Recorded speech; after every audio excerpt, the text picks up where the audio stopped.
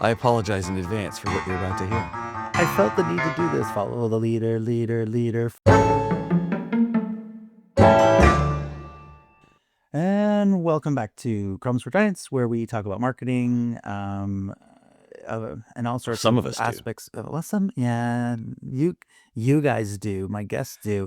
I just go, hey, look at me, I'm shiny. No, so I am not an entertainer, but I want to sing something. Oh gosh. Don't ask me why, but I I really felt apologize in advance for what you're I about to hear. I felt the need to do this. Follow the leader, leader, leader. Follow the leader. You wanted to talk about, you had an experience recently with one of your clients that you were like, hey, man, if we're gonna do Crumbs for Giants, I want to do this thing, and you wanted to talk about follow the leader and what that means. So let's talk about follow the leader. Well, it comes from when you do something new or innovative. I will generally warn my client about a reality that takes place when someone breaks away from the status quo. In most categories in almost every community, pretty much everybody's saying the same things. This car dealer says the same as that car dealer. You get a better deal if you come to my car store or whatever. There's nothing really standing out. When we do something really different, I will warn my clients. I will say, listen, when we do this, there are going to be a bunch of people that will copy you. They're going to simply try to do what you're doing. And that doesn't matter what medium. It's not just like, if you do radio, we're going to do radio. It's like, if you do this kind of thing, they're going to try and do this kind of thing. And I tell them in advance. It's really important to have this conversation with your client in advance, because then when it happens, they believe you. But it's not just a matter of they're going to copy you. It's how are you going to respond to that? Yes. And the way you're going to respond to it is you're going to change nothing. I already know the because answer to it this is one. going to be in the client's instinct, the business owner's instinct is going to be, if you do this weird thing and then they follow you, they're going to say, well, then let's deviate. And it's like, no, they're following you because it's good. You're now the leader. Act like a freaking leader and keep going. Now, if you listen to the previous episode with me, you'll get an insight to why they won't follow you for long, because they'll follow you for a while and then they won't get any immediate dopamine hit of a response, of a win, and they'll back out eventually. They won't completely follow you forever. But it will be your instinct when they start doing what you're doing to say, well, then we have to do something different. No, keep going. Plow forward, because although they're doing what you're doing, they don't know why they're doing it. And this is the important part. When we made this campaign, when we invented this idea, we had a certain philosophy, we had a certain strategy, and there were 10 things that we did.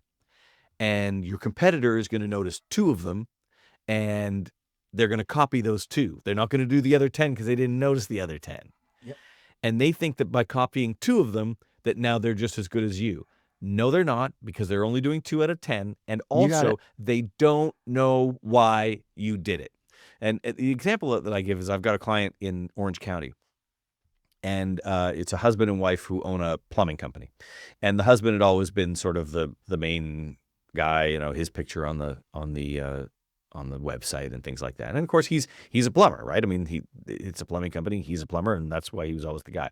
And when I met them at the Uncovery, I thought, the wife's way more interesting. And she's super smart, and she runs. He runs the sort of production end. He manages the plumbers and that sort of thing. But his wife, Brenda, runs the office, and the office is really how the whole thing. It's the nerve center. It's the brain of the whole operation. Absolutely, yeah. So I put her on TV, and I don't even mention the husband at all. And it just says Brenda Barker, owner, Barker & Sons Plumbing. And one of the many reasons why I did that is that, frankly, a woman who owns a plumbing company is more interesting than a dude who owns a plumbing company. Absolutely. And so about a year after we ran this campaign, one of their competitors put a woman front and center in all their ads. And she said, "They're doing the woman thing. We need to change it." And I said, "No, we're not going to change it. No." Nobody says no to their clients. Nobody I says said, no to their "No, clients. we're not going to change it. Remember, we talked about this. They think that this whole campaign is put a woman on TV. That ain't it. My idea was put Brenda on TV." Now, Brenda happens to be a woman, but in fact, she's got a magnetic personality. She's brilliant on camera. She's a really warm, sort of a mother type figure. Yeah. She doesn't give off sort of business owner. She gives off mom. Um, and so we have this interaction with her and her team, Yeah. and she's very motherly with them.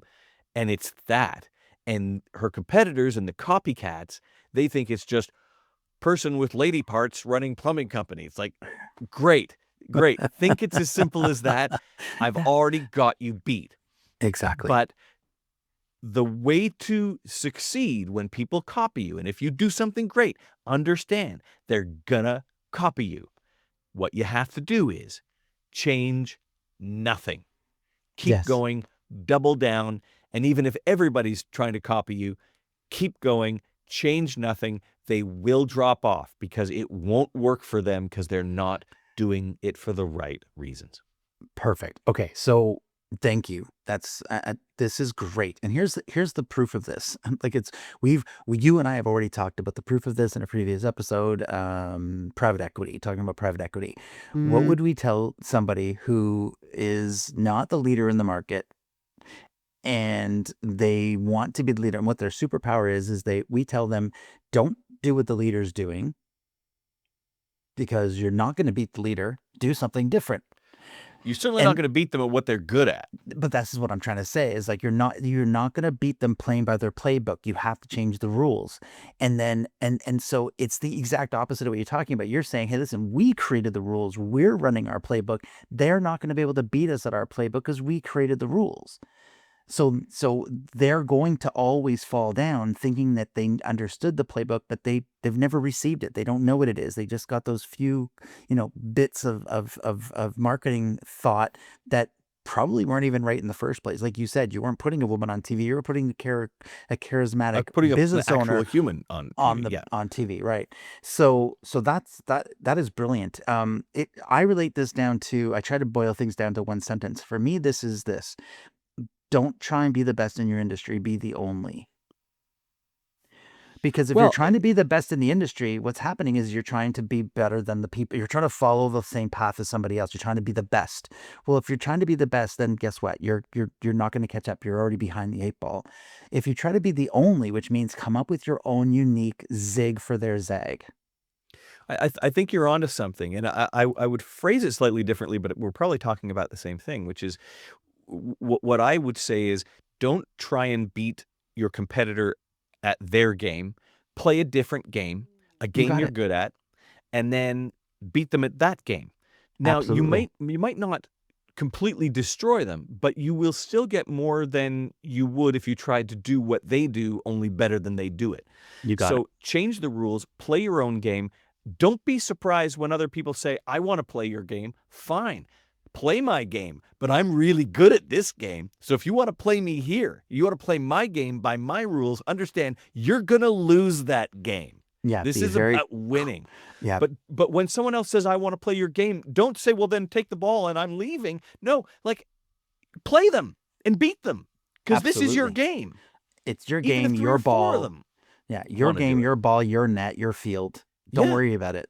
Play your game, and maybe consumers are going to enjoy your game better than the other one. But Yeah. the only thing we know for sure is that if you play the game everyone else is playing, it is statistically very unlikely that you're going to be magically be better at that than all of them. Exactly.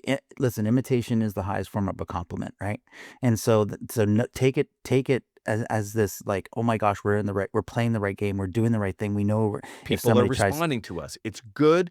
Pat yourself on the back and change nothing. Exactly. It's no different than people who create parodies of something awesome on TV. I did a conversation with Steven Semple a long time ago on Sticky Sales Stores. We talked about Apple and their 1984 campaign.